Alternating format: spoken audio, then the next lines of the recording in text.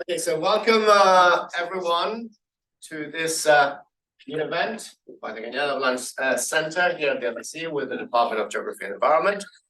I'm your host, I'm Vernon, and today we have the huge pleasure of having Dijkstra, who is a visiting professor of practice at LSE, and he's the head of the Territorial Urban Analysis at the Joint Research Centre.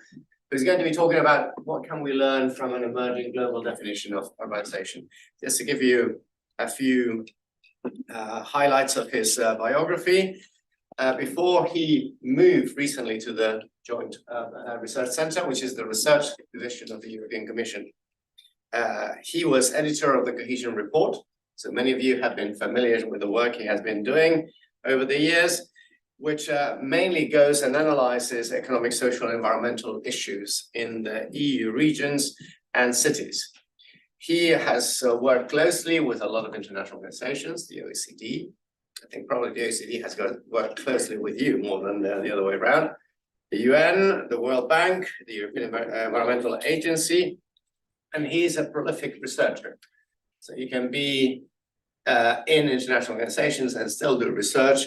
And he has been publishing on topics that are rather controversial, like the one he's going to talk today about the global definition of cities, measuring transport performance, the geography of EU discontent, where we have collaborated quite a lot, and quality of government. He has been the main promoter of the quality of government index that now many of us have been using, and gender equality. Most important parts of his biography: he holds a PhD in urban and regional planning from Rutgers University in New Jersey, and even more importantly, he has an MSc in urban and regional planning from the London School of Economics. So he did RUPS. Well, it's many years, but I think we were together. I'm not sure whether I taught you or not, but possibly. You never know. That time was my first year when you were here, so it was a long time ago. And he's got a BA in political science from the University of Ghent in Belgium. He's going to be, his presentation is going to be discussed by, I don't think it needs any introduction, Professor Vernon Henderson, who's sitting over here, who is the school professor in economic geography and has been in the school since 2013, after having been for many years Eastman Professor of Political Economy at Brown University in the US, who's one of the most cited and best known academics or researchers in the field of urban economics, with a lot of focus of his research on issues related to urbanization in developing countries, both across cities and regions. So without further ado, Louis, the floor is yours. Thank you for organizing this. Thank you for coming. Thank you for accepting to be the discussant. I want to give you a quick overview of how we've developed a global definition of urbanization and also what we can learn from that. Right? I want to move beyond just explaining the process, but start to see if we can see some emerging messages coming out of this. And I'll show you some of the trickier decisions that we had to make while developing this definition. So I'll give you a short introduction on the methodology. It's all online, properly documented, so I'll go quite quickly. But I'll explain you a little bit how we developed it and how we are implementing it as we speak. And then I'm going to focus on three things where I wanted to dig in a bit deeper. What are we learning from this? What is driving urbanization? We'll talk about migration there. What is its link to economic development? And finally, how have cities changed over time? And actually, on all these topics, what I'm going to be presenting clashes with some of the established findings, clashes with some of the dominant rhetoric out there, and I'll try and explain you how we get there. So this is not my definition. It's not something I dreamt up. This is something that we've been doing together with 6 international organizations, and we also have done an incredibly wide consultation. We started this work back in 2016, and you can see the organizations that are participating in this there on top. We've got Habitat, FAO, OECD, World Bank, and ILO. And the goal was to test whether a definition that we had developed in Europe, with at least 30 countries participating in, whether it could work outside Europe. And my expectation was that we'd have to change it substantially, but that it could work. And so we consulted 85 countries outside Europe. So this is consulting more than half of the countries in the world. And to my surprise, they said, no, you don't really have to change it. It works quite well. We're still consulting, we're still implementing, we're making small tweaks, but overall, their feedback was this really reflects our cities, our towns, and our villages very, very well. So you can see here all the workshops that we did together with UN Habitat. We also had an expert meeting in New York with the UN Statistical Division. And finally, it was endorsed in 2020 after 4 years of a lot of running around and talking to people. So now we have a manual that was published 2021. It's available in English, French, and Spanish. And we also generated a lot of automatic, free tools so they can easily apply it, aimed at both academics, but also statistical offices. Now, why does this definition work better? And I say better because a number of countries have said this one works better than our national definition. We want to replace our national definition with this one. And so I see six big benefits.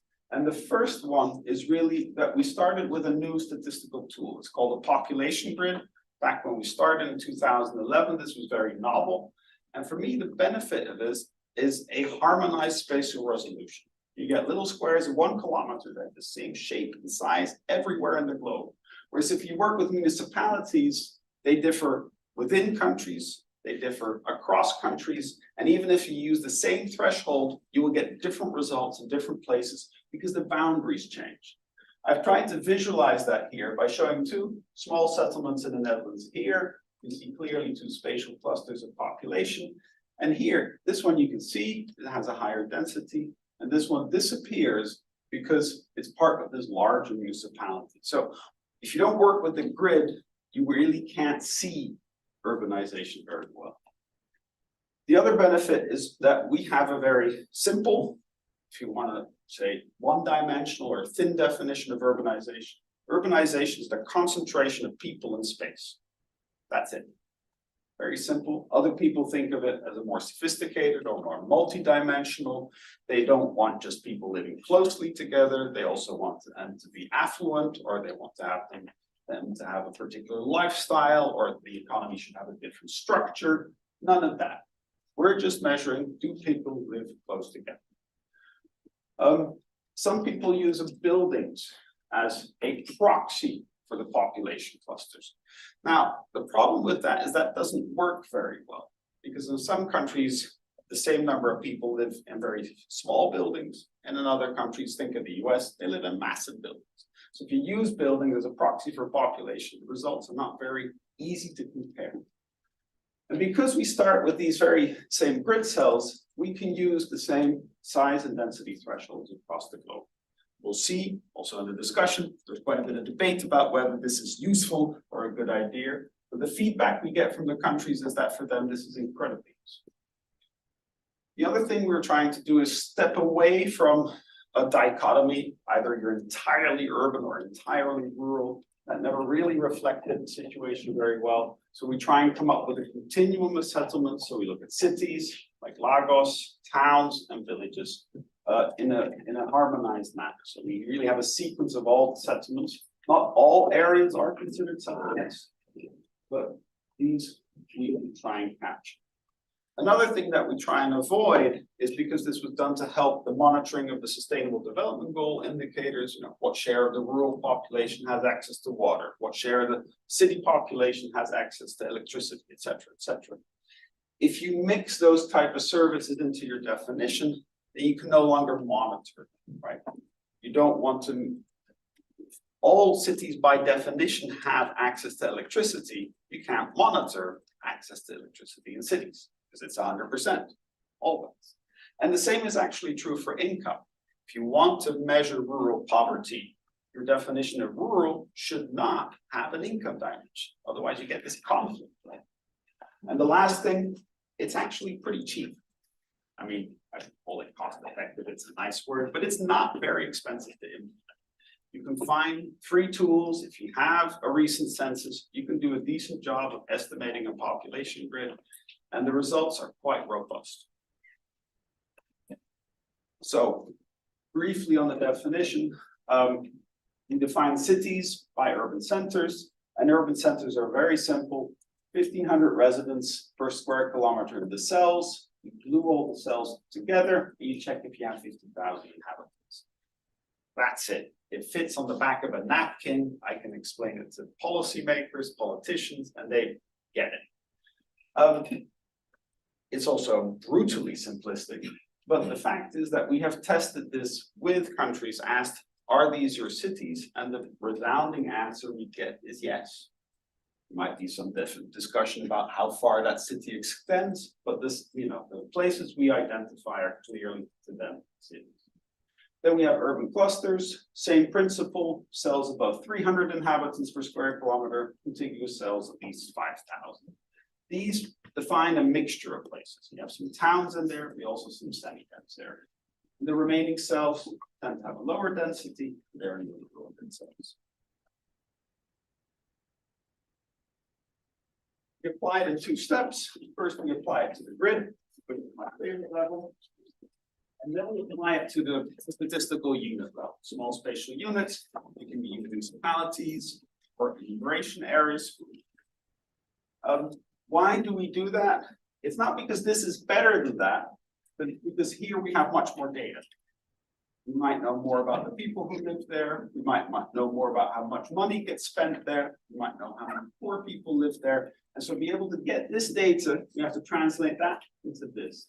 As long as these units are small, it works very, very well. And so it's done based on the majority share of your population. Majority is in urban center, you're a city. Majority in rural, you're rural, and the rest is in between. We do define urban because it's kind of hard not to, right? If you're trying to define urban.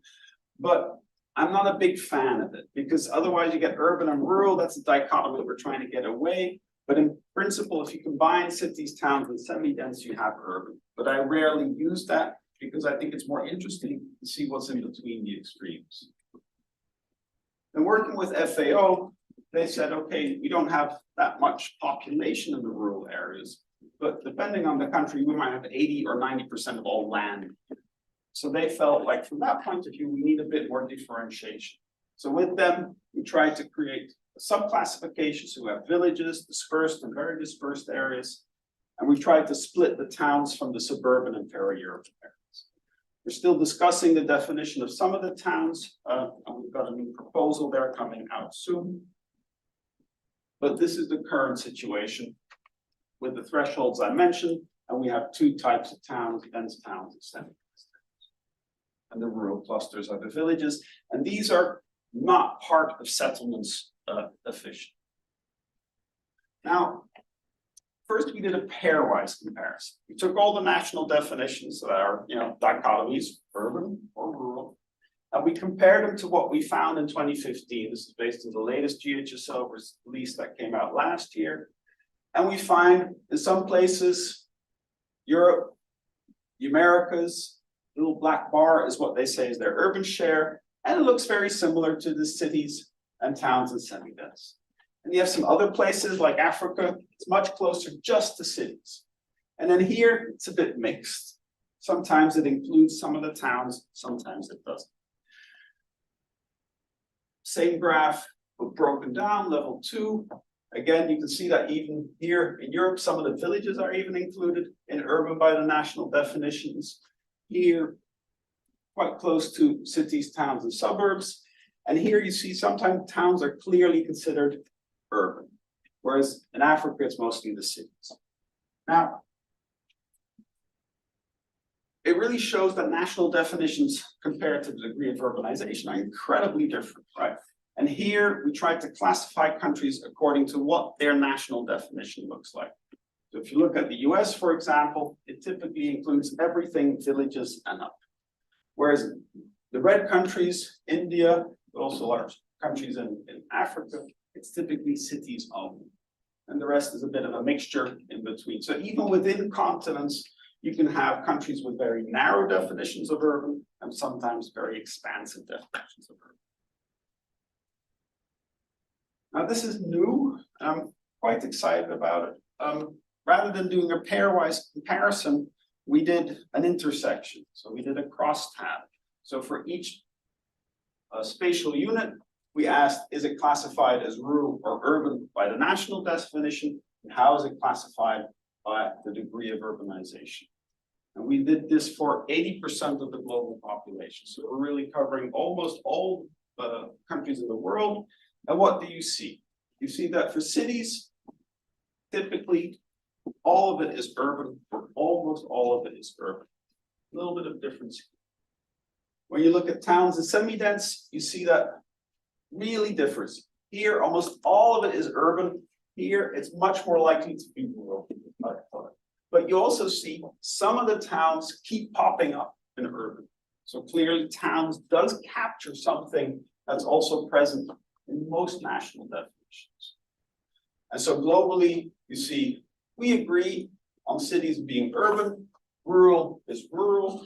It's this bit in the middle where people get, in conflict. And that also expressed in the threshold. Some countries say you have to have 50,000 or 100,000 to be urban. Others say 5,000, 1,000. Denmark even says 200 is enough to be urban.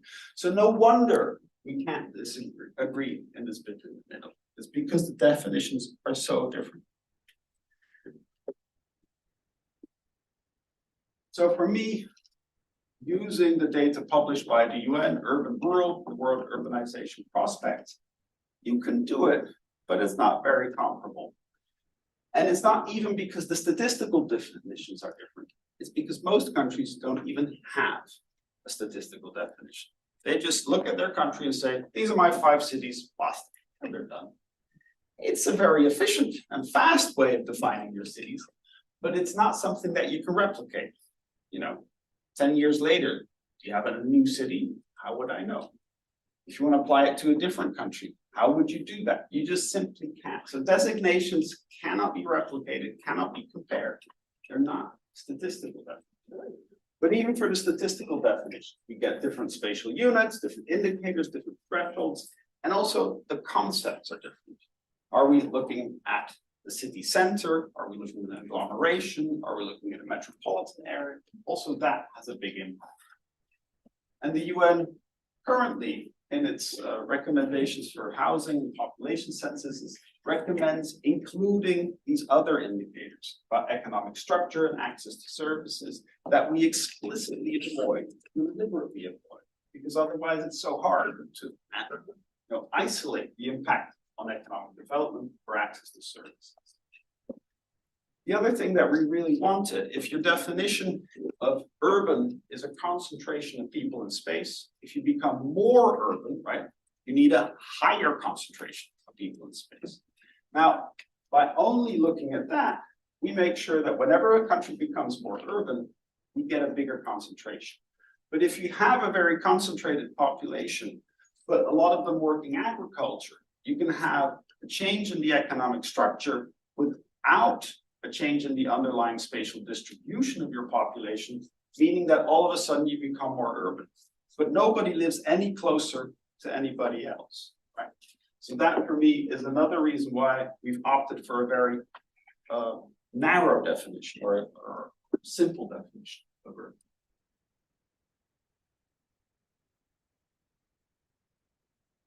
When it comes to academic definitions, I've had the joy of many long discussions without any clear conclusion. But let me give you my take. So some of the people have worked on built-up area, right? It's all the Angels Atlas of Urban Expansion, also World Settlement Footprint. It's relatively straightforward. You use remote sensing data, you get a grid with built-up areas for the entire globe, and you create a couple of simple rules about how you do them together. The difficulty I have with that approach is that it over-urbanizes rich countries. Rich countries have large buildings. People live in big houses, they work in big offices, they go to big shopping malls, they have big factories and warehouses. They're not rich because their houses are big. Their houses are big because they're rich, right? So I don't want to include that in the definition of urban, because otherwise you would automatically have a positive correlation with economic growth, right? Because you're cherry picking the rich countries by emphasizing the ones that have big buildings. We've opted for something which has absolute thresholds. We get a lot of flack for that, a lot of criticism. People claim they're random. Trust me, they're not random. I didn't flip a coin, right? They accuse me of it being arbitrary. If you consult more than half of the countries on multiple thresholds, I don't think arbitrary really captures that, but we keep hearing the same criticism. Relative definitions, for me, are quite difficult to explain to somebody else, and I don't fully grasp what the benefit is. Now, here are two examples of dartboard method by Vernon. They randomly select places, and then based on the pattern that they find, they select a different threshold in each area that they apply this method to.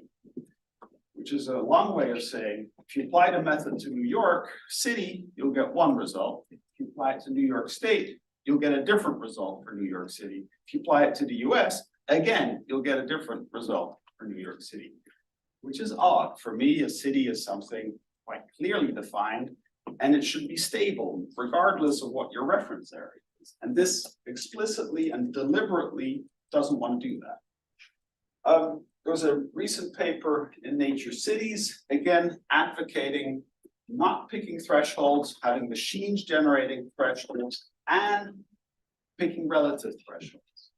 For me, another problem with this is that if you pick relative thresholds in the way that the Vernon does, you pick a rural country, you're going to make it more urban, because you're not going to find a lot of urban, so their method reduces the threshold. If you apply it to a very urban place, it's going to make it more rural. So this method deliberately makes Singapore more rural. I don't know why that's attractive, but hopefully I'll learn more about that later. I mentioned spatial concepts, and here I've compared the cities with at least 30,000 inhabitants, looking at their national definitions.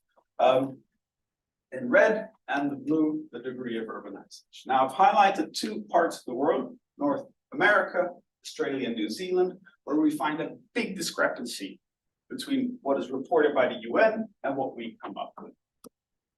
And the difference is in the spatial concept that they are trying to measure with their national definition. They focus on urban agglomerations, so cities plus contiguous suburbs. That does two things. It adds more population to the cities that we've identified, and it adds more agglomeration to that city list, because they apply that threshold to their agglomerations and not their cities. We're now developing agglomerations. I'm very curious to see whether we'll come closer to these results.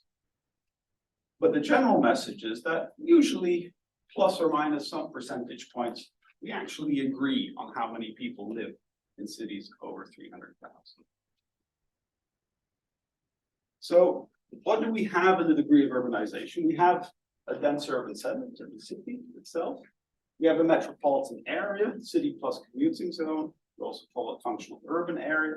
We have towns, we have villages, but we don't have city plus suburbs. So that's something we're still developing. We don't have towns plus suburbs.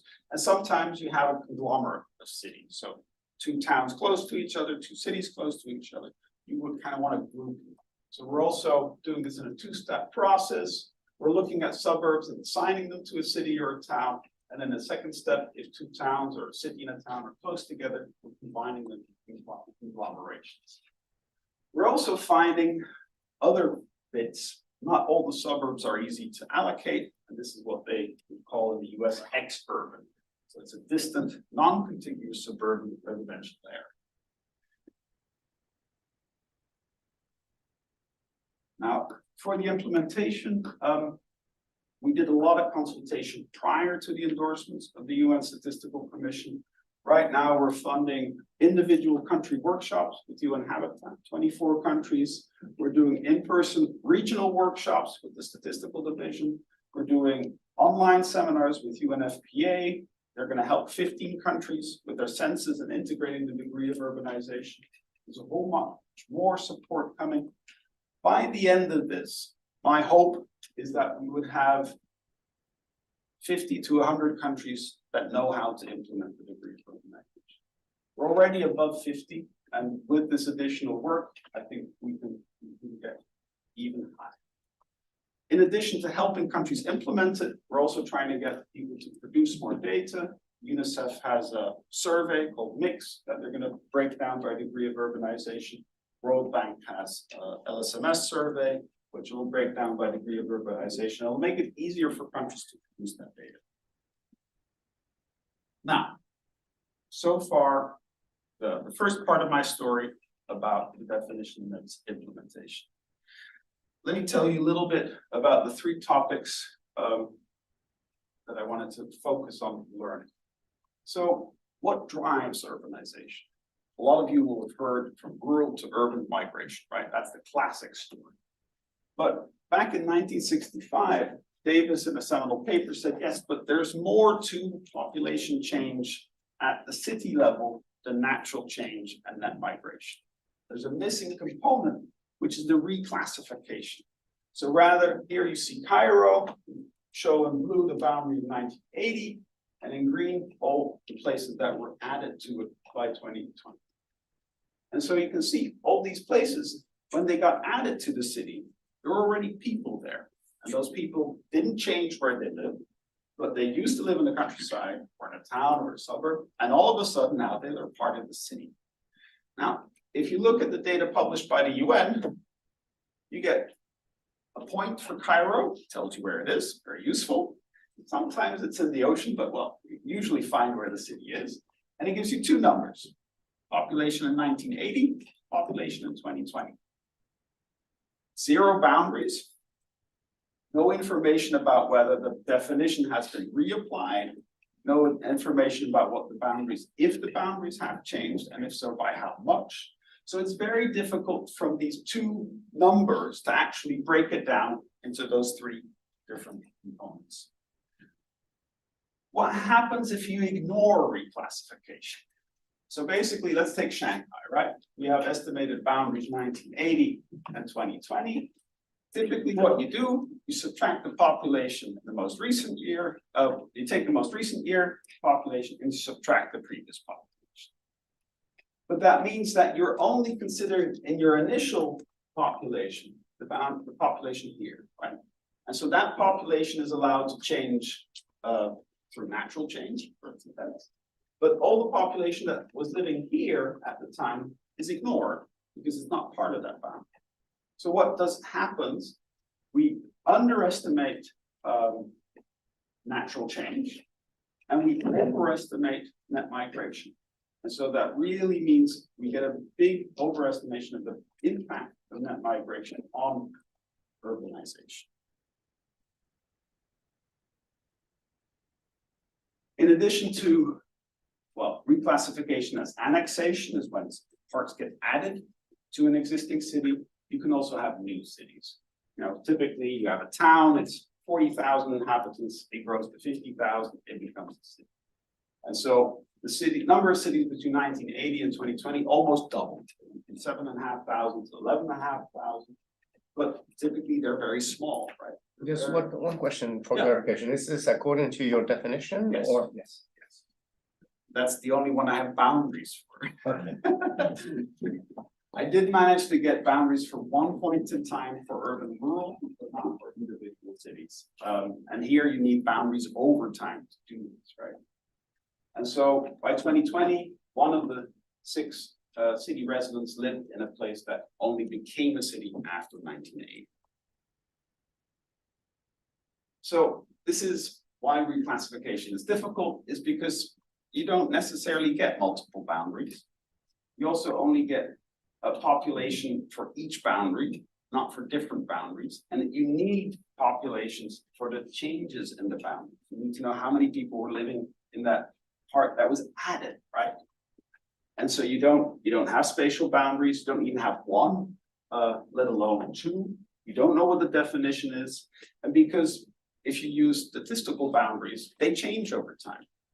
Census enumeration areas, municipalities, they're not stable, they keep changing. So you cannot even go back in time with the same boundary set, because for each census it's different. So this is what the UN publishes in the World Urbanization Prospect. I think it's the best effort, right? It's the biggest data collection out there, but it's very difficult to use because you only get a dot, you don't get a boundary, and you just get a population for each point in time. So how did we do it? First of all, you need multiple boundaries. So you need changing boundaries over time. You need a time series for population for all the different boundaries and their differences. And then you have a choice. You have a couple of choices to make about what to do with the population in the areas that were added, right? Think of Cairo or Shanghai. When do we consider that change to happen? If we compare 2 points in time, you can take the population that was living in the area that were added later in the initial year, and then you're going to underestimate the impact of classification. You can do it in the final year, right? 1980 or in 2020, but by 2020, it's been a city, part of the city for a long time. So you overestimate the impact of reclassification. You can kind of take the average between the two, and it's maybe not too low and maybe not too high, but it's maybe still wrong. I think the best option is to take the population in the year that the classification changed. We've estimated changes every 5 years, so we could pick the closest 5 years. What does that mean for the results? So here we take the total population that changed, and then we break it down into natural change, internal migration, and reclassification. And we compare 2 points in time. The first year, 1980, or year 2000, 2020, and the entire period. So obviously, if you take it at the end of the period, it's much bigger. If you take it at the start of the bigger period, it's still very big. It explains 25% of change, growth in city population. It's much bigger than internal migration. The little blue line is international migration. It barely matches for most places, except the high countries. So this is really important. What happens if you take it at the end, you actually get negative internal migration because this becomes so big. But the key thing here to remember is that internal movement is not what is driving local changes in the urban population. It is primarily natural change, followed by reclassification. One last point here, because we used the two extremes, it doesn't add up. And if you would use the population on the year that it's changed, it would add up and you would get the same results for some periods as you would get for the entire. So, going into too much detail. So we've assumed that international migration is identical across the 3 degrees of urbanization. That really doesn't matter, except in high-income countries where we probably underestimate the impact of net international migration. And this is the formula for net internal migration. Population in the final year, in the final boundary, population in initial year, initial boundary, and this is the hard part. You need the population, you need to apply natural change to the population in the final boundary, but for the initial year. So take the population in the final boundary, and then you apply natural change to the population in the initial year. That's why you need the intersection between the boundaries. And then reclassification, you can take the population in the initial year or final year, or year changed, and then net migration, you just calculate that at the national level and apply it. That's how we do it. So natural change, we don't have it by degree of urbanization. So you have to decide what it's going to be, right? Is it going to be the same? No difference. Is it going to be much higher in cities than in rural areas? In this scenario, cities, it's almost, in rural areas, it's double that of cities. Or we have an estimate of imputed difference where we take into account the share of population with low education. what happens if we assume no difference in terms of natural change, net migration becomes smallest. We make a big difference, net migration becomes a bit more important. This is probably the most plausible scenario, and here we've organized it by UN income groups. No difference everywhere shows a relatively small impact of net migration, with the biggest one still being natural change and reclassification. Here, the middle one, especially in the low and the middle income countries, net migration becomes more important, right? And we see also the negative impact here of international migration. But even with these different assumptions of natural change, the main factor is natural change, and it's not net migration. So, long story short, if you want to stop cities growing, don't try and stop people moving there. It's much more about how many babies people. In a previous paper, we estimated population back to 1975 and looked on the impact of economic growth. Now, together with the UN Pop Division, we estimated it back to 1950. And so here you can see the figures for the World Bank income groups. You can clearly see a much higher population growth rates in the lower middle income groups, and the tapering off population growth in the upper middle and the high. And you can see a lot of growth here in the blue. Here it's an absolute. Here you can see the relative. And you can see even the starting point for high income is much higher than, say, upper middle or low. You still see a very big dominance of rural population and low income as compared to this. So we have a simple definition. We ignore whether people have higher incomes in cities. We ignore whether these places have a different economic structure. So now my question was, does it still have an impact on economic development? Because we stripped out a lot of things that could influence that. And the short answer is it does.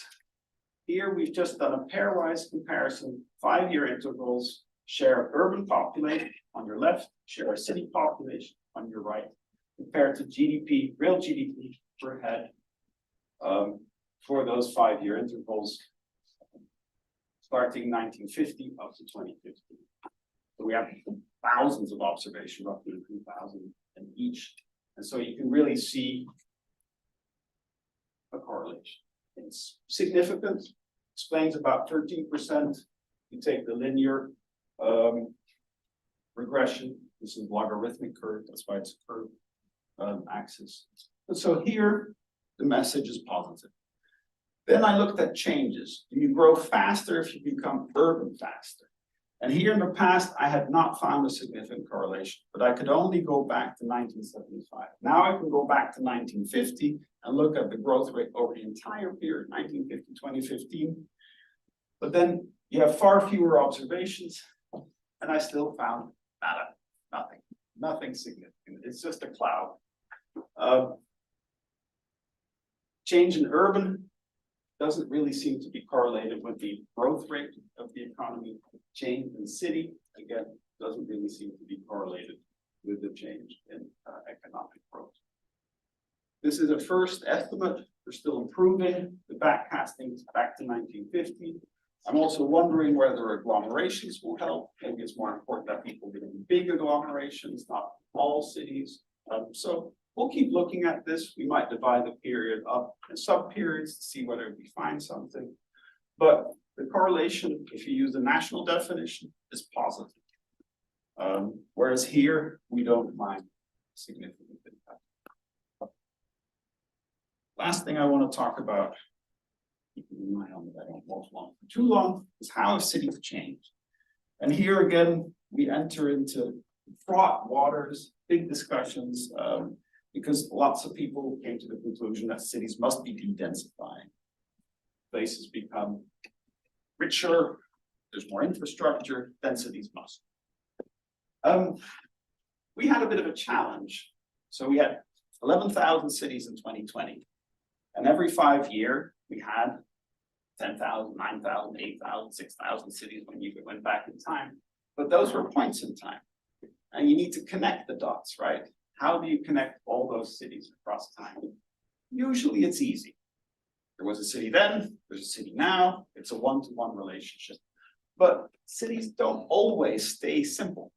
They grow, they can shrink, they can merge, they can split, they can shift in location after a disaster, or they can die, they can shrink that they're no longer a city. So what we have done is we developed a system to link all those cities across time. And you can pick a reference here. You can pick today, you can pick a reference here in the past or in the future. And with that reference here, then we stop all merging and splitting. You're not allowed to do that. You're only allowed to grow or shrink, die or reborn. Why do we do that? It's because then we can have a clean relationship, a one-to-one relationship for all these different entities, and then you can follow them across time. If you want to know, are big cities growing faster than small cities, you need to be able to classify them by size, and then you need a one-to-one relationship. So here, for example, this is Atlanta, and you have a city there and a city there that was separate in 2020, in 2015, but we keep them together because they have joined up by 2020. Here you see a city that has been shrinking. These areas here outside the black border used to be part of the city. And here you have two cities that used to be together, but that today are separate, the black boundaries. So we divide them up. We split that city back in 2015 because it's not allowed to merge. And that allows us to follow cities through time. We wouldn't do that. You wouldn't know whether this city was growing faster or not because it didn't exist in the past, right? So it's one way of doing it. And it's particularly important for the large cities. So if you look at the small cities, almost all of them, 99% have this one-to-one relationship, right? Very easy. One city in 75, one city in 1980. If you look at the ones over 500,000, 2/3 of them have been created through mergers. So you need to decide, what do I do with all these different bits in the past? You know, you can't just ignore them. But for example, Jakarta, 1975, these were 10 or more different small cities that grew together. But we keep them together so that we can see how that has evolved over time. Depending on which reference here you pick, you get either more mergers and fewer splits. If you start in the past, you start in the today, you have fewer mergers but more splits. So we connected all our thousands of cities across time. Now we can check population density. At one point in time, that was easy, and it changes over time. So here we look over 20 years, which cities have become denser, and they're in brown, and which cities have lost density, they're in green. So you can see in Africa, all the larger cities there, density has gone up, but you can also see in China and in India, over that period, cities expanded quite quickly, and as a result, density has dropped. It's hard to come up with a single answer to whether cities have changed in terms of density or not, if you have very different patterns. Here we looked at all the small cities, and we mapped them in 75 and only concluded the cities that existed then. And you see that densities dropped according to this data. If you look at the big cities, you see that the densities went up substantially. Now, one of the difficulties with density is it's very hard to measure it for cities because if you use administrative boundaries, sometimes the boundaries are way too big, sometimes they're way too small. So what was the shortcut? They say, okay, density doesn't matter, but maybe density change matters.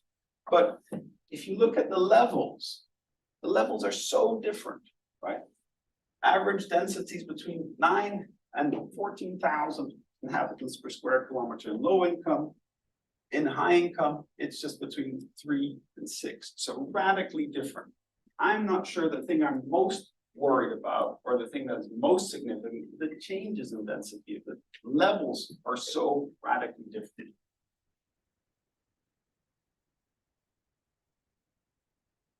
Getting to the end of my presentation. You've all heard of skew distribution, right? Some rock stars or hip hop stars or rappers earn fortunes. Most of them earn peanuts, right? Cities, it's similar. You have a very small number, 1% are cities over 5 million, and you've got 65% small cities. you have that very skewed distribution, it really matters what you use when you're trying to produce averages. We look at land, well, big cities cover a lot of land, they're large, but they're also, so you get it right here. 24% of land is covered by that 1% of cities, and that's because they're big. But because they're dense, they cover 32% of the total city population, so even more, right? What does that mean? It means that if you look at different densities in different ways, you'll get different results. So we look at it simple. The little blue line is the city average. Have densities gone up? No, they've gone down over time. If you want to get the experience of the average city resident, then you say, oh, well, you know, what density do they live at? You do a population weighted average, and you see it goes up. You're curious about the most typical neighborhood weighted by land, it still goes up, but it's much lower because you give more weight to the low density cities, which cover more land. So simple answer, 3 different replies, all correct, but all about a different part of it. And again, for me, the changes are interesting, but the differences by income are far bigger than the changes over time. And so in low income countries, you see typically for all 3 measured densities go up. And this is because population is very quick and they don't have the investments and the capacity to actually build faster than they're growing. Lower middle and upper middle, fairly flat. You get a lot of newer cities that are lower density, they're small. And this is high income. A lot of talk about sprawl, but at the city level, in our data, we don't see a lot. But that's also because we look at the city. It might very well be if we look at agglomerations, we get radically different results. That's why I wanted to find this. Also by size, you typically find the bigger the city, the higher the density, very regular pattern here, not much change. But here you can really see the bigger cities, 1 and 5 million, skyrocketing. Back in 75, they didn't have cities over 5. And here again, it's the big cities that are growing most in terms of density. So, wrapping up, trying to tell you about the degree of urbanization, something that created collectively and is supported by a large number of international organizations, but also being implemented by many statistical offices. And I keep trying to engage with different ones. I had a meeting with the Japanese statistical office, I had a meeting with the Chinese statistical office, the Indian statistical office. And they're all very curious. We're also quite surprised by the differences at times. Korea has been publishing this for over a time series. They have grids going back in time. So more and more we see countries picking this up and using it. So I think it really makes it easier to get comparisons and to share boundaries. Nobody owns grid boundaries, but copyright limits access to municipal boundaries, to regional boundaries, etc. But the grid doesn't have that problem. So it makes it easier to collect data, to share data, and produce data for the same boundaries and understand how cities are changing and how we can compare. I know this was a complicated story, but the simple takeaway is what drives urbanization? It's not net migration. It's mostly natural change, followed by reclassification, which most people ignore because that's hard. If we look at impact on economic development, we find a correlation that places that are more urban have more higher GDP per capita, but the changes across time, I can't link them to higher. Again, maybe it's because I'm using the wrong concept. I'm not using functional urban areas or metropolitan areas because we don't have commuting over time. But maybe if we use agglomerations, focus on the large ones, we will still find that connection. So this is to be continued. And the last question, we're keep talking about de-densification, but I think what we tried to show here that many cities, especially large poor ones, have become even denser over time. To start off with, they were already incredibly dense. They don't necessarily look dense because they don't have these big towers. It just means that more and more people are crammed into very, very small. Okay. Just wanted to list you the last things we're going to do, continue to do. This is not a final product, we're still in the process. defining an agglomeration, improving the data going back to 1950, help more countries to implement it, make changes. The semi-dense towns aren't perfect, so we're trying to improve them. We're working with a group of academics to project grids up to 2100. This is climate change, but also to understand how cities might change. We'll report back to the UN Statistical Commission in 2026. And we're also hoping to develop a finer grid, a 100-meter grid, and apply the degree of urbanization to that. Because at 1 kilometer for big cities, the boundaries is pretty okay. But for smaller places, for towns and villages, we need a bit more resolution to really capture those smaller places. So that's why. Okay, that was it. Thank you very much.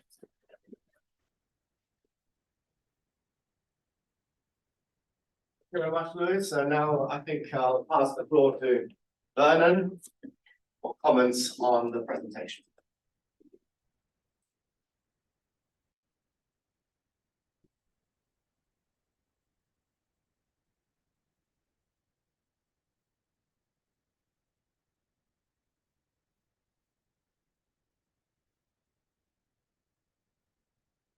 This is a presentation with a lot of details. I'm not gonna talk about all of those. You can see the slides. It's involved to some degree in some of this early on, so I know something about it. Before I sort of look at my specific comments,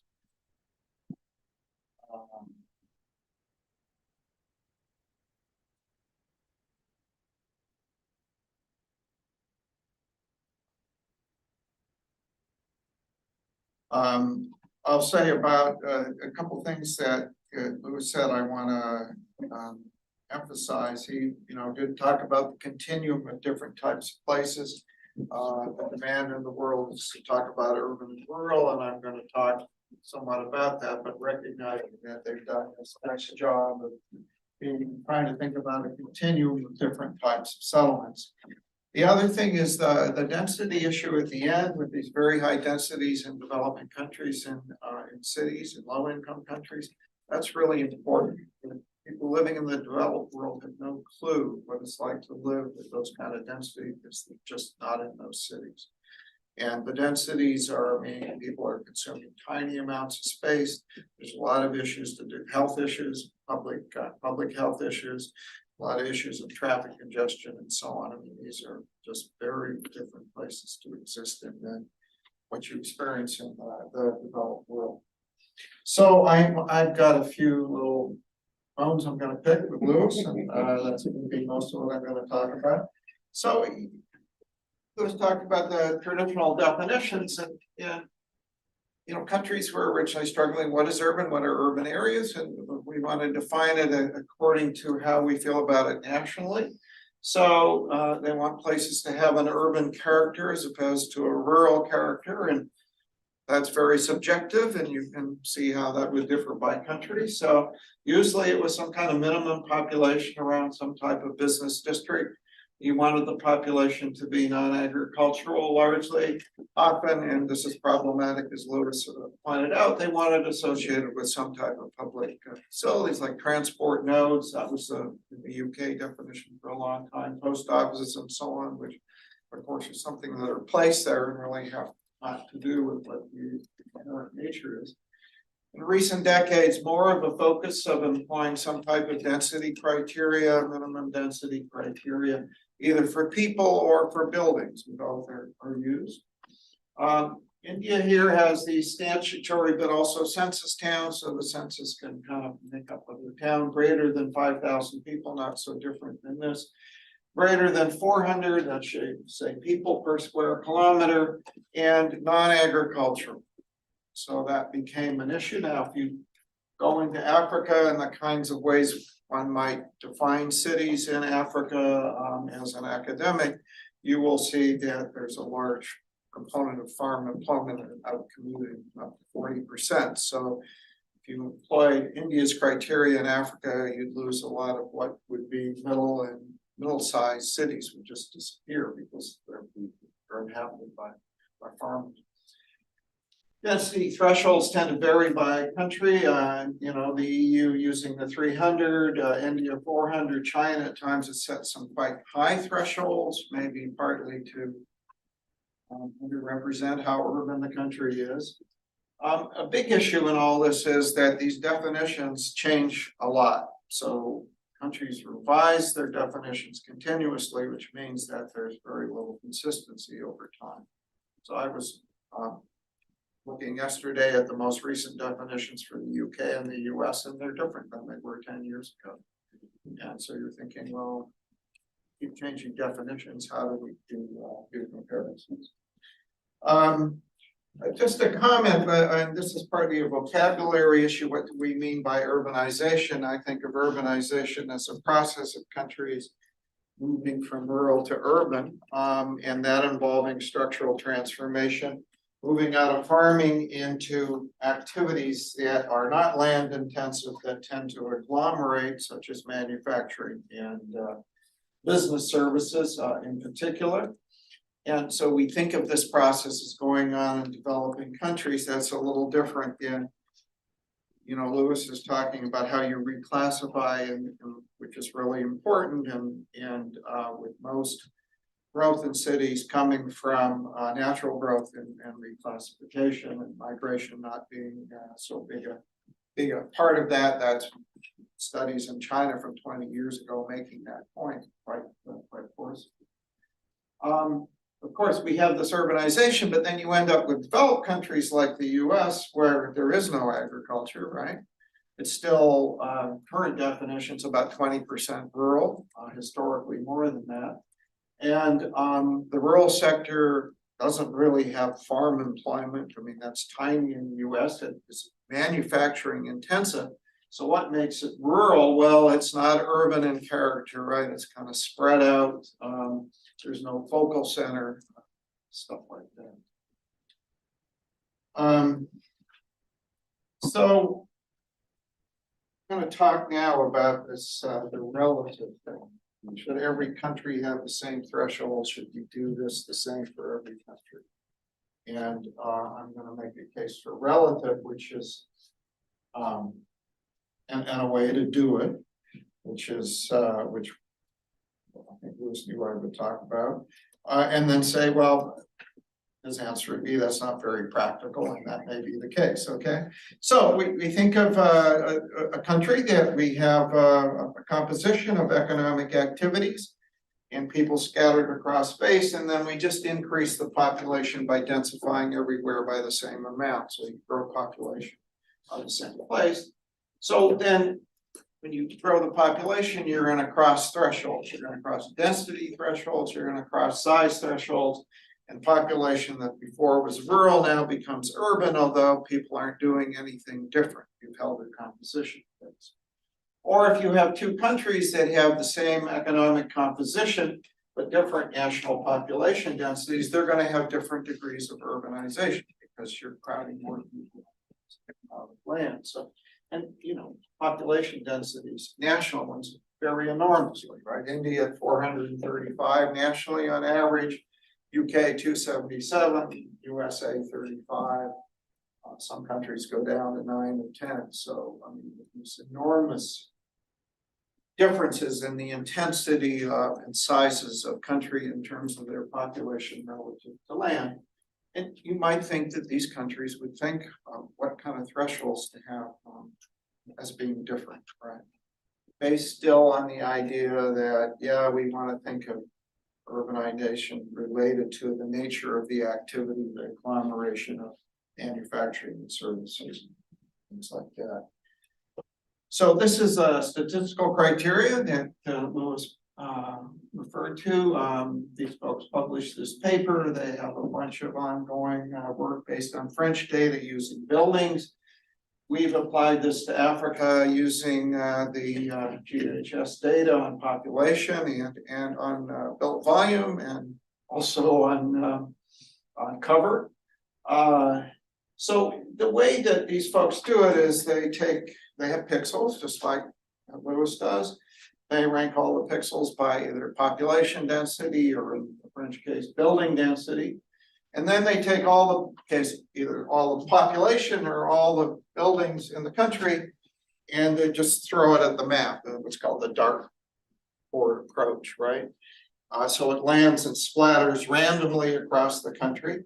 And then they're looking at unusual concentrations in that random pattern and saying, well, if you're above some threshold, like the top 5% of what occurs randomly, doing this process many, many times, then maybe we'll think of that as being urban. And that's what they do in this case, in the French case, and what we do in Africa as well.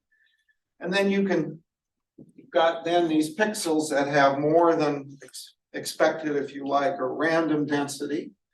And you cluster those then into cities, the ones that are contiguous together, and that's how you form your cities.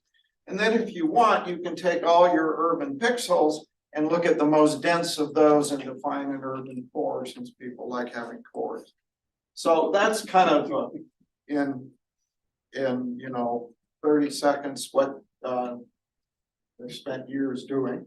So when they do this for France, the official definition of France is 82% urban. They get 74% of people in urban areas, about 6,000 of them. And then 70% of the population lives in cities with an urban core, so in only 800 of these. So it's a way of doing it. It doesn't have any lower real threshold on population other than a minimum density and grid square, that's your threshold. It is a relative thing, so the countries that are denser are going to have higher thresholds to be urban. And for African countries where we've done this, you look across these thresholds to come out in this process versus their national density, and there's a really strong correlation.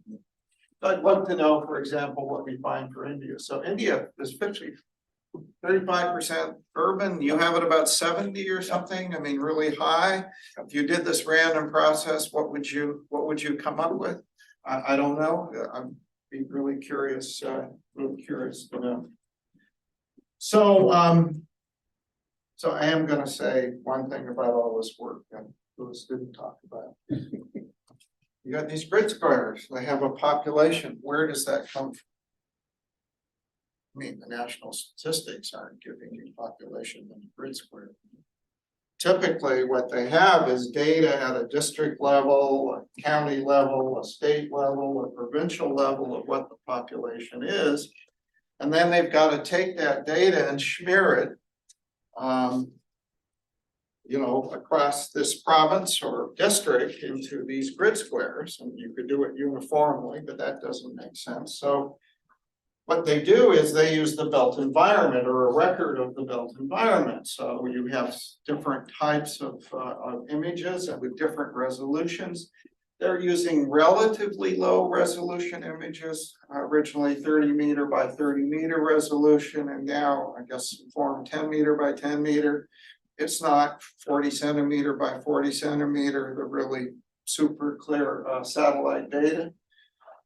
And they're smearing people into these grid squares according to where the built environment is. But of course, with this built environment, trying to distinguish with this resolution between residential space, commercial space, public space is hard. I mean, try to make a distinction. So we do know that in this work that the finer the population is released to you by the National Statistical Bureau, the finer the spatial resolution that they're giving you population at, the much more accurate you are in doing this exercise. That seems to be really critical. So if you're getting data at the provincial level, you're kind of in trouble when you do the smearing. If you're getting it down at a ward level or something, much better shape. So of course, if you can coordinate with countries, then they could give you very detailed information provided they have the census. So this thing of how we populate the grid squares is something that's always worried me. The people doing it, I mean, there's a lot of machine learning and ground truthing and where they do know the information and then trying to apply that to other areas. People doing it, I really like them. They're very dedicated and super, they want to do a good job. But there's not a lot of publication on it. It's not subject to a lot of scientific scrutiny, and I wish it was subject to more. I wish it was more transparent process. I know that there are fix-ups that go on when things kind of go awry, and it's not always clear what those fix-ups are. That said, we use their product, so I guess it's there. So I like a statistical definition. I like the this way of thinking of it relative. I understand that's not very saleable, probably, and so it may not be so practical. The advantage of the EU work is this consistency over time and space, even if it negates different countries' desire to figure out what is urban for them. But I wish that some of this had a more scientific evaluation. So those are mine.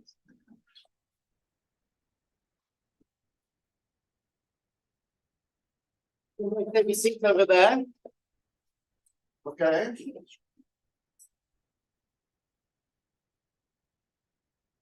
Now we're going to open the floor to questions. Who would like to start? Yes, go ahead, please. Say your name and my name is Matt. I'm on the RUPS course. You didn't speak as much about like the types of industry as Professor Henderson did. So I'm just curious does that play a role in the data, and like you're looking at how cities grow or shrink over time, but I'm just curious how that plays a role and if that may impact whatever policy comes out of your analysis. Sure, I can try and answer that question.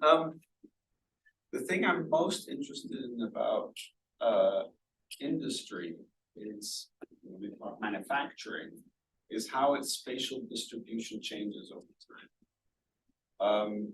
My expectation would be that it starts in or near big cities and ports, but as those places grow and become more expensive and become more congested, the transport infrastructure in the rest of the country improves, you get a decentralization of industry and manufacturing. And that actually helps to reduce some of the differences in income between different parts of the country, between urban and rural, between large cities and small cities. If you look in Europe at where manufacturing is located, it's often in rural, non-agricultural business, close to a highway or close to a railway line or a port. And because communication is quite efficient, transport infrastructure is high quality, the benefit of trying to locate that close to a large metropolitan area is much lower. With the World Bank, we've been trying to find different ways of monitoring that across time. And that's really the big challenge. Yes, there are 40-centimeter resolution imagery today, which we didn't use because they're really expensive, but we don't have them for the past, right? So we're looking for how can you get that over time? And that's really a challenge. And that's when you end up working with force data, trying to estimate, is that a big building now, i.e. probably manufacturing? Was it a big building back then? Was it there back then? So that's really the challenge. And for me, that's really one of the interesting parts, because I actually think it holds a key to changing spatial development of the country. Yeah, I mean, there's actually a paper in the US where people go back in time by using aerial photo data. And then show what the development is for the US between 1970 and about 2000. But, most countries don't have those aerial photos, and those are super high resolution. That's unusual. anyone else? If not, let me just say, I mean, I love what you're doing in general, but I think so much into both of you. And to have this sort of clear definition of what a city is and consistent over time, etc. But why is it so important to measure whether we are in a city or in a rural area or in a peri-urban area? What is the point? of all this exercise. Policy role. Now you're gonna distribute your resources. People live in cities, they need more infrastructure, because they're more congested, and they need more relative investments in transport infrastructure. Clean water and sewage and stuff like that.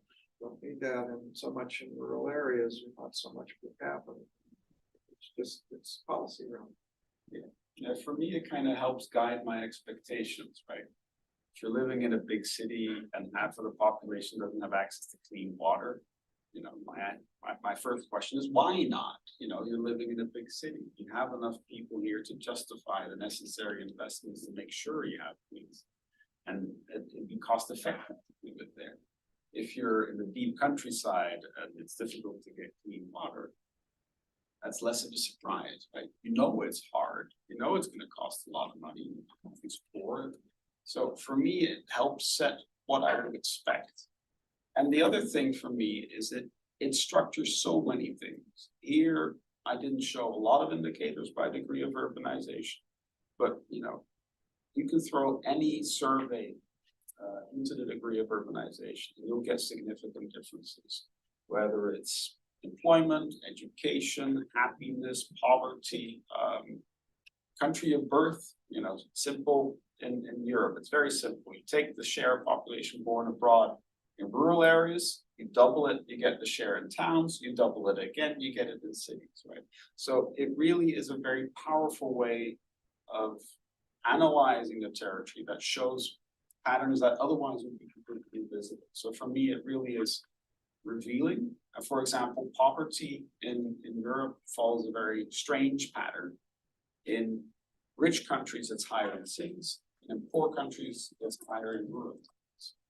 In cities, you get a concentration of unemployed in the city centers, so poverty rates are a bit higher. Whereas you have a lot of unemployment and low wage jobs in rural areas in poor countries, so that's why you get more poverty. So yeah, I just think it's something that the policy, but also for the underlying situation. And it also totally changes how you can fix it. If I tell you that, you know, in rural France, access to public transport is not very good, you're not going to be surprised, but it's also, you're not going to be surprised because it's really hard to fix it, right? If you tell you, hey, there's crappy access to public transport in Paris or London, yes, you're going to be surprised, right? So these concepts kind of shape your expectations because those concepts also determine the costs of providing those services. So that's why it's important. I'm happy that I'm getting you on a middle ground with my question, but of course it's policy relevant and I can understand. And the definition of a city, if you are in a city, you get different types of resources that you are in a rural area. But my concern is not whether you are in the core of a city or you are in a very low dense area. My concern is that you had 6,000 cities 40 years ago, and now you have almost double that size. And even if you throw them at a dartboard, you're going to have that. So is crossing a small threshold, does it make that much of a difference? Although in terms of policy and revenues and actual investment, it would make a significant difference, despite the fact you're more or less where you were, somewhere in between. Right, but you densify, right? So because you densified, you know, what need to move through space, which you need to keep yourself healthy and so on changes, and that's part of the public policy. So it has changed. I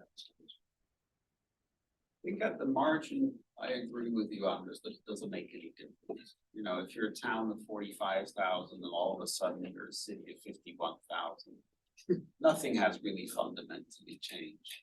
But for me, it's not really at the margin. It's really being able to look at the entire continuum. And for each city, you have an individual size that you can track over time. And I think we're all going to agree that a city of 5 million is fundamentally different than a city of 50,000 or than a village of 500, right? So it's really in those bigger jumps. And the thing that has surprised me is that even though we use explicit threshold, the situation only changes relatively slowly. Only in countries where things really, population growth is super high do you get rapid changes. But the overall stability of a place is very high. And once it becomes a city, it stays a city. So in the end, reclassification matters, but especially in places where you see a lot of population change and a lot of expansion.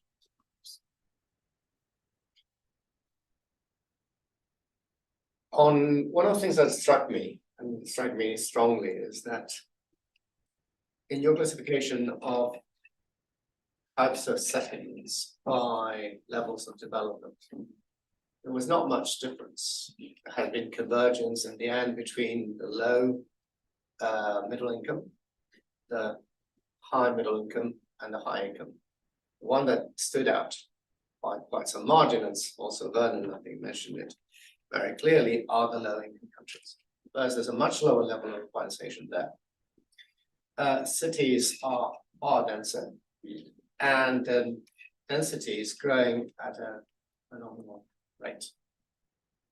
Do you have any concerns about that? What are the problems? What can we find a solution? Because these are also the areas of the world where you still have the highest population growth, which is the main driver in the cities.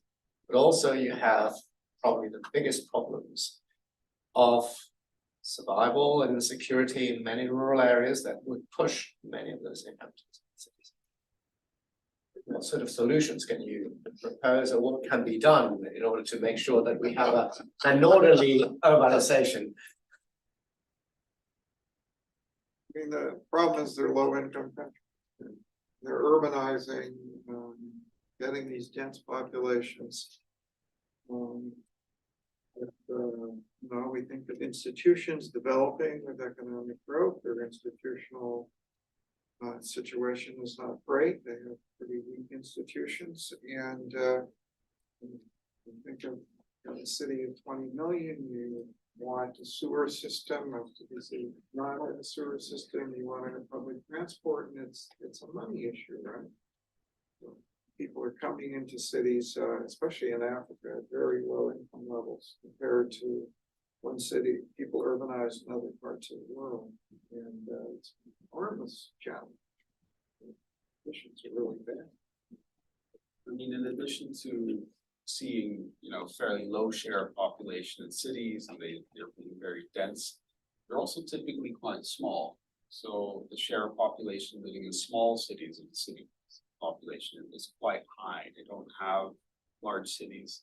The ones they do are super dense and lack a lot of the services that you would expect. I mean, typically there's been a lot of debate about trying to slow down urbanization. I think that's a waste of money. Trying to pay people to stay in the countryside for the reasons you cited is again a horrible idea. So for me, acknowledging that these cities will grow in population and in space, and that's not the end of the world, is a good way to start. Acknowledging that these cities should build out and up. I mean, their population growth is so high, their densities are so high that we shouldn't have this idea of trying to constrain them, like with a green belt, like around London. I truly think that for developing countries, absolutely horrible ideas. There's still this rhetoric that cities shouldn't be allowed to de-densify. If you look at those densities, I think having them de-densify would help to put in roads, to put in sewers, to put in public transport. So it would mean that they need to invest more, but they might actually didn't have the space that is needed for those services. So for me, I really struggle with this idea that denser is always better. Especially when I look at low income cities, but it's a mantra in the planning world.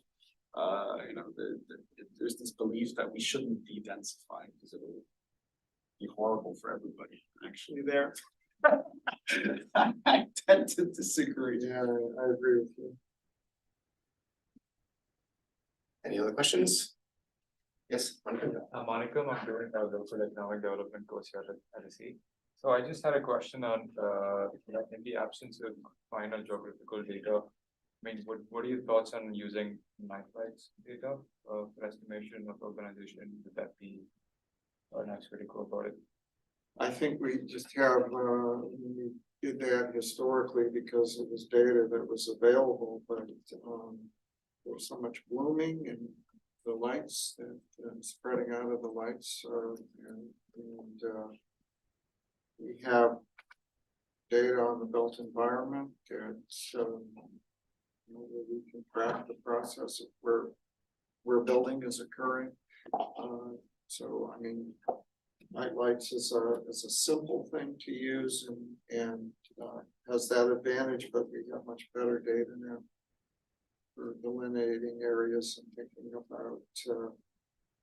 I mean, night lights does give you some intensity, and newer night lights data since 2011 and 12, which is sometimes hard to get out of building data because you've got to do the heights. And now we're improving our ability to estimate heights and to get volume, and that's the GHS. And it'll get better over time. So I think it's better to use data on the built environment. You know, I would agree. I think our data on building footprint is not just from DHSL, but also from building footprint data. Google and Microsoft, they've released various sources where you can get outlines of buildings or estimates of that. I think that's much better. Wanted to add two more things. One on India. The question that I want to add to your question. Yes, I would like to know what the dartboard method would do, but I would also like to know what would happen in India if they took away the requirement of agricultural employment. I've asked some people in India and they got different results, but it would boost from 35 at least to 50, maybe even 60 or 70% the share in what they call urban. So, you know, I would definitely like to see that. On the scientific scrutiny, there's a paper in preparation that should answer at least some of your questions. It's been a long time. It took them a very long time.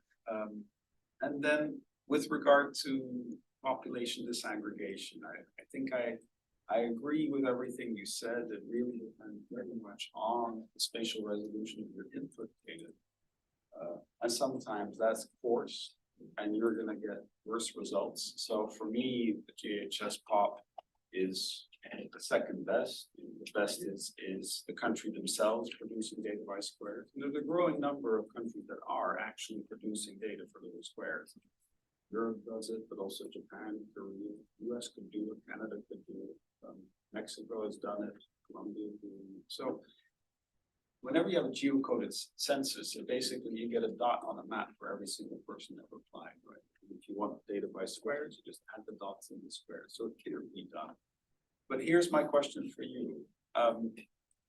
Knowing that the data of population is sometimes coarse, knowing that it's imperfect, I would still argue it's better to use population than buildings, because I think buildings are so different from one. But if you're doing a course and you're doing your population by smearing it into buildings, I don't know. You don't use the buildings because because the ratio of building square meters to person differs radically between one country and another. Oh, right. Yes, I agree with that. Yeah. So for me, using population is intrinsically more comparable across countries or across continents than buildings would be. Yeah, but okay, but if you use like a dartboard approach where it's a relative standard, right? In some sense, it can be. Let me push back on this one. So because this one for me is interesting. I mean, I'm just thinking if I'm looking at a particular country, right, and I'm getting local population by smearing it into buildings, why don't I be able to build? So that's effectively what I'm doing. Well, because even within a country, the amount of buildings occupied by, square meters of building built up area per capita changes radically. But you're assigning it still, right, according to the buildings. What you see is the footprint of the building, so you're assigning it. So you can talk about population, but you're really talking about buildings. If we had only national population, yes. Yeah, okay, you're saying you've got the regional, so maybe, Yeah, and that's some variation. But so here, I've heard the argument that, you know, countries with lots of space have lower density cities, and that makes total sense, right? America, classic example, lots of open space, that's why their cities are lower density. Australia, lots of space, lower density. I've always struggled with that, because for me, what matters to a city is how much land is around it. And that doesn't change. You know, it doesn't change if you think about Alaska. It doesn't change that there's this huge amount of desert in the interior of Australia. The amount of land and 50 kilometers around the city is the same everywhere in the globe. right, so we think of the new world, which you're describing, is looking spatially different than the developed part of the old world, because a lot of the old world developed before there were cars or the core parts of cities, right? They developed with, you know, with public transport systems and so on, even within the US, if you do the East Coast, Boston, New York versus the West, it's very different. Partly it's just this history that's driving this difference. So your argument that this is about the amount of the density of a country is completely Well, I'm irrelevant. not thinking, I mean, there's no density in North America, right? Well, I mean, If you're comparing, when you're picking India versus a similar, with low density Africa, right? What you think of in 300 people per square meter in India can be very rural. What we could, in And my eyes, of what lifestyle, is the yeah. nature of rural, right? But I still feel that by using, you know, if you say it has to be non-agricultural, you're gonna make it much easier to find an economic link, right? Well, Because- I don't, yeah, I'm obviously, I worry about imposing the non-agricultural part and so on. I'm just saying that you've got areas that seem rural. You would think of it, they don't have agglomeration, they don't have services, and they cross a density threshold just because it's a very dense country, and we call those urban, and another place we don't. So, yeah, I mean, we can go around it. And yeah, you wanted to ask a question. Hello, my name is Amantika. I'm doing LAD at LSE. My question to is like, you have mentioned about the disagreement on deurbanizing the city. So what do you think of the population, cities like Mumbai, where there is a chunk of population living in slums without any proper sanitation or health or education system? Do you still think that you should not just focus on deurbanizing, but because the implementation and the institutions are not working very effectively in that place? So coming back to the rural areas where they were originally from and creating resources in that area so that they can develop well without any pressure in such a small space, living in like 2 by 3 room, something like that. So you're advocating that they go back to the rural area? And so I want to know, I want to ask about your thoughts on this. Like, do you think that it They're may in be cities for economic opportunities because they're agglomeration and their jobs, and they're better off than almost by definition that they're there than when you do have a village to go back to. They choose not to go back to that because of being able to earn more money in the city, and possibly not so much the case maybe in India, better schooling. I'm not saying that's the case, but it can be in some countries, right? So they want to be in the cities. I don't want to tell them not to be there. And Of course they're not being, I mean, I don't think they're not making irrational choices or something. They're there for, yeah, of course they're trying to improve their lives, right? they have made their own choices by staying in the cities, even if it's slum. But what about the basic facilities they have been deprived of? Even if they are living in cities, they are getting 2 times meal. But what about the children who have been deprived of No, I education. agree. I mean, the living conditions can be Yeah. really bad but I don't wanna come in and say you can't be in these cities. Right? And so, you know, they love their children, it's part of their calculus about what are the advantages and disadvantages. You know, in some cases, in some countries, they just think, well, their kids are gonna get a much better education if they're in the city, even if the way they're living is not great. If they're back in the farm, their kids might be a little healthier or might have, certainly have more space and stuff like that, but family wouldn't have as many jobs and kids wouldn't have as good schooling. So, no, I don't want to de-urbanize. Occasionally we disagree, but this time I'm gonna mostly agree. I also don't want to second guess their choices, right? They make choices based on what's best for them or what they think is best for them. I'm not sure I would know any better. But let me take a slightly different tack. I mean, I don't think the goal of public policy should be to determine where people live. But I do think the goal of public policy should be to improve the quality of wherever people live. Some places it's harder to improve quality of life, more expensive. So it's logical to maybe start with the places where it's cheapest. But it doesn't necessarily have to stop there.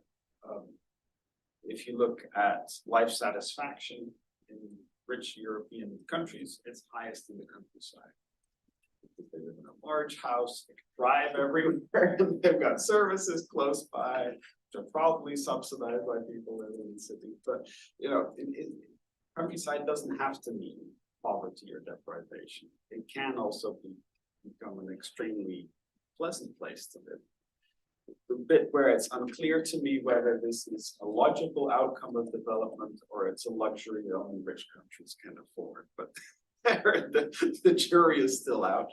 But I think, you know, once you can definitely also ensure that people living in the countryside have good access to services, maybe not the same, but maybe the equivalent, and have a high standard of living. So we're over time now, but I can just not avoid asking one question, which is about the politics and the policy process. You started in this with this, I think it was 2016, if you said I understood it right. And this has been adopted by international organizations, but now it's been implemented. Where are you finding the biggest support and where are you finding the biggest barriers?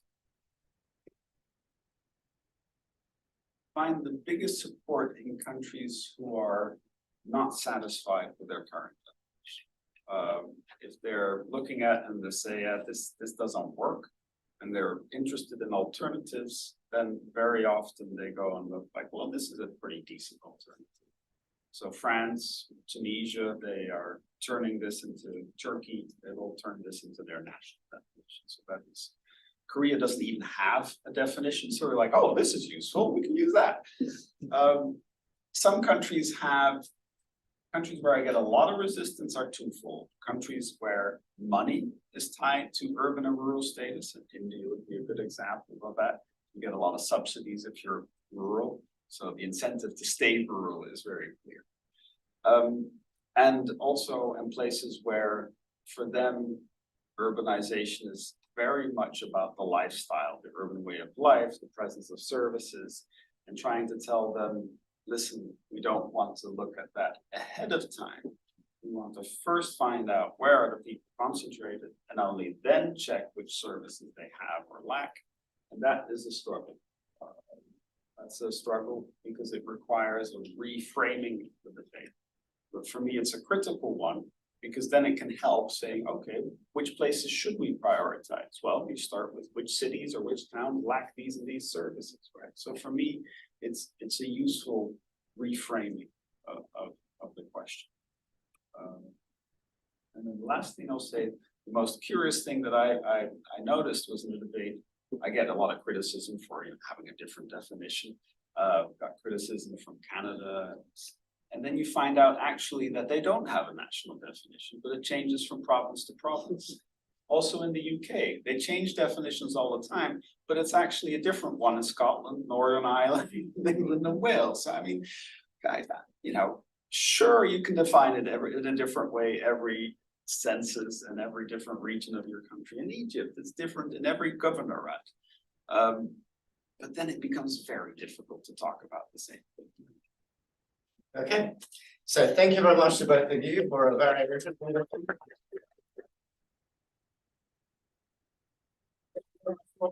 Something, many of you would like to see Lewis tomorrow, so we're meeting with him in the CKK at 10 AM. So talking about what do we owe places. I don't know what we owe places. And tomorrow in the evening, there's another meeting, another event by the Cañada-Blanch Centre. We're hosting the Spanish ambassador to the UK, going to talk about the future in this turbulent world, and especially relationships between Spain and the UK. Thank you very much, and see you at the next meeting. Thank you.